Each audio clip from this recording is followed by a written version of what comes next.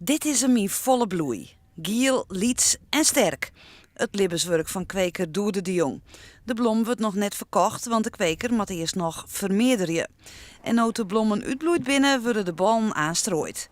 Maar dieven wienen de Jong hiervoor.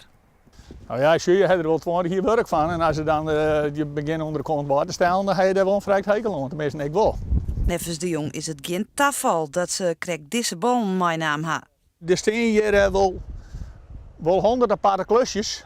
En ze hebben specifiek deze eruit halen. Zo het in voor in de tuin wezen, zoek ze nou. Ze nemen van meerdere soorten peer eruit. Misschien is het iemand die er zelf maar verder wil. En ook maar het iemand wezen die wel een hele grote tuin heeft. Het kweken begint in de kas, dat de plantjes van 1 en 2 hier staan. Voordat hij bloeit, best ongeveer 4 jaar verder. Dan kijk je aan wat het is. En voordat je een partijtje hebt, dan moet je toch rekenen dat je 20 jaar verder bent. Voordat je een verkoopbare partij hebt. En als die dan goed is, ben je dan ik bin?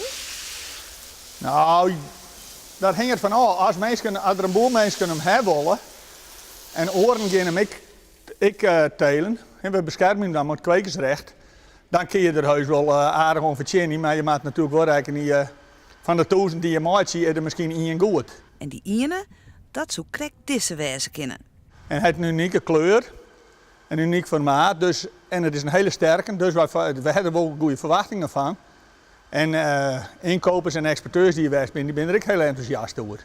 Maar of de dieven er wat om verdienen? De Jong denkt van net, er is onjef te dien en er wordt patent omvregen voor de ballen die er nog had van het nije ras. Ze hebben er eigenlijk niks aan. Want als we het sjuggen, dan maken ze vernietigen.